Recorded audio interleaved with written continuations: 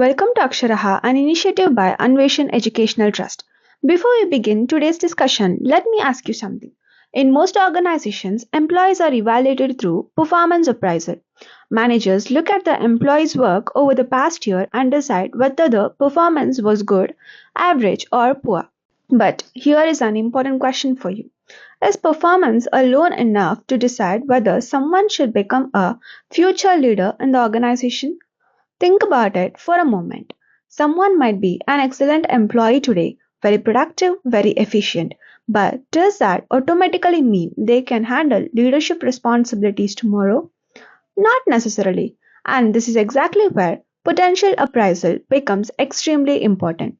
So, in today's session, we are going to understand four important concepts, that is, potential appraisal, feedback mechanisms, integration of performance management and career development, and bidirectional performance management.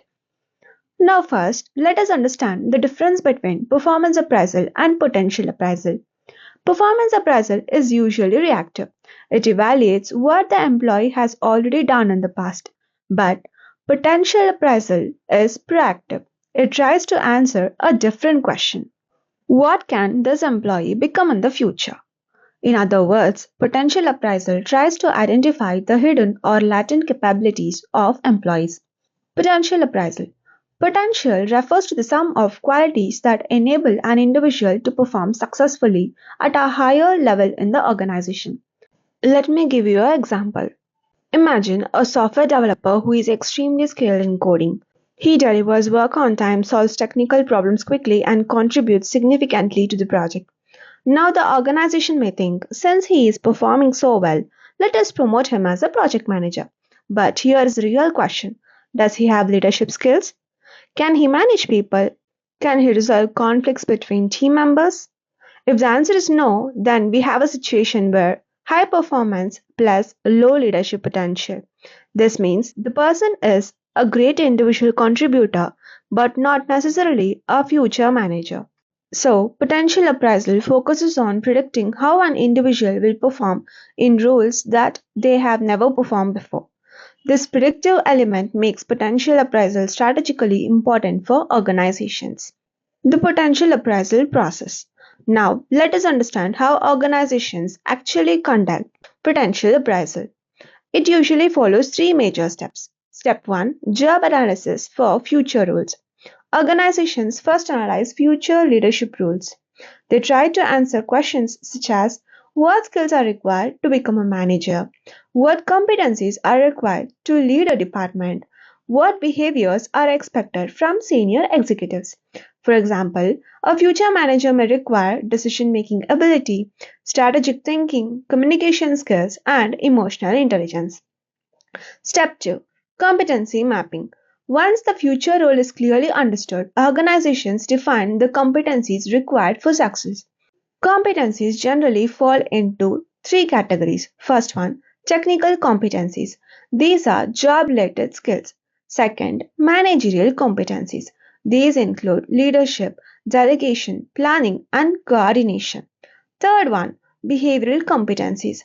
These include attitude, teamwork, adaptability, and emotional intelligence. By mapping these competencies, organizations create a framework for evaluating potential. Step 3 of potential appraisal process is observation and assessment. This step evaluates employees using structured tools. One commonly used tool is 9-box grid. This tool maps employees based on two dimensions. First one, current performance, and second one, future potential. So employees may fall into categories like high performance and high potential, that is future leaders, high performance plus low potential, that is specialists. Next, low performance and high potential, that is employees needing development. This helps organization identify future leadership talent. Feedback mechanisms. Now, let me ask you another question. Imagine you worked very hard throughout the year, but your manager never told you what you did well, what you need to improve, and what your future opportunities are. How would you feel? Most employees would feel confused and demotivated. This is why feedback is considered the engine of human resource development because feedback converts an appraisal from a simple administrative exercise into a developmental process. The feedback loop. Feedback should not happen only once a year. Instead, it should be a continuous cycle. Feedback has two major functions. Informational function. It helps employees understand expectations, performance gaps, and areas for improvement. Motivational function. Feedback also reinforces positive behavior. When employees receive recognition for good work, they feel valued and motivated. 360-degree feedback system. One of the most powerful feedback tools is 360-degree feedback. This method collects feedback from multiple sources. Let us see who these sources are. Superiors. They evaluate goal achievement and performance. Peers. They observe teamwork, cooperation, and collaboration. Subordinates. They evaluate leadership style, delegation, and communication. Finally, self-appraisal. Employees reflect on their own performance. This reduces defensiveness and increases self-awareness because feedback comes from all directions. It provides a holistic evaluation of performance. Principles of constructive feedback. However, giving feedback is an art and a responsibility. Effective feedback follows certain principles. First one, focus on behavior, not personality. Instead of saying you are irresponsible, a manager should say the report was submitted 2 days late. This keeps the discussion professional and objective. Second one, make feedback action oriented. Feedback should always lead to a development plan. Employees should clearly understand what to improve, how to improve, and what support they will receive. This leads to a creation of an individual development plan. Third one, maintain privacy and sensitivity. Negative feedback should always be given privately. Public criticism damages confidence and trust. Constructive feedback must create psychological safety, not fear. Integration of performance management and career development. Now we move to another important question. What does the organization want? What does the employee want? Organizations want performance and productivity, whereas employees want growth and career development. HRD is more effective when these two goals intersect. Performance management. Performance management focuses on current performance and results. It involves planning, monitoring, and reviewing employee work. Two important terms here are KPAs, key performance areas. These represent the broad areas of responsibilities. For example, recruitment, employee engagement, and payroll management. Next is KRAs, that is, key result areas. KRAs represent specific measurable outcome within those areas. For example, reduce recruitment cycle time to 30 days, improve employee engagement score by 10%. So performance management ensures organizational goals are achieved. Career development. Career development focuses on employees' long-term growth. Employees move through different stages of their careers, each requiring new skills and competencies. Career Anchors by Edgar Schein. According to Edgar Schein, every employee has career anchors. These are non-negotiable values that guide career choices. For example, technical competencies, managerial leadership, autonomy, and job security. Understanding career anchors helps organizations align career paths with employee motivations. Succession planning. From the organization's perspective, career development is linked to succession planning.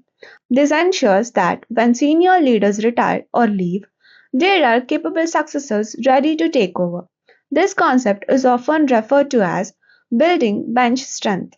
Bi-directional performance management. Traditionally, performance appraisal systems were top-down. The manager would evaluate the employee, give ratings, and the process ended there.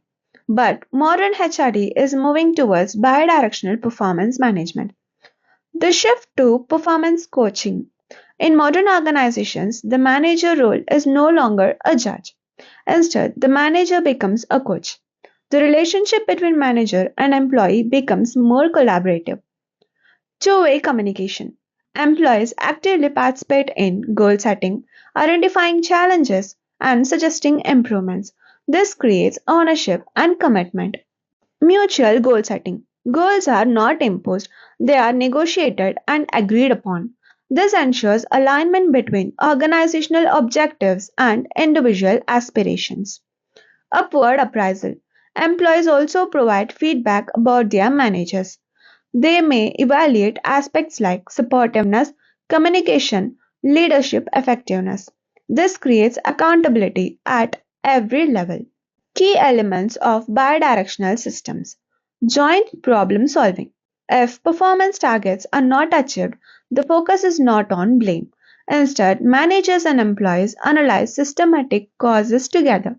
For example, inadequate resources, unclear expectations, and unrealistic deadline. Trust and transparency. Bidirectional systems require high level of trust. Managers must openly communicate organizational changes, career opportunities, and development pathways. This transparency strengthens the psychological contract between employees and the organization. So, to summarize today's discussion, organization today cannot rely only on evaluating past performance. They must also focus on identifying future leadership potential, providing continuous developmental feedback, integrating performance management with career development, and adopting bidirectional coaching based appraisal systems. When these elements work together, organization can build capable leaders, motivated employees, and sustainable performance. And that is a true purpose of modern human resource development. Thank you for learning with Aksharaha.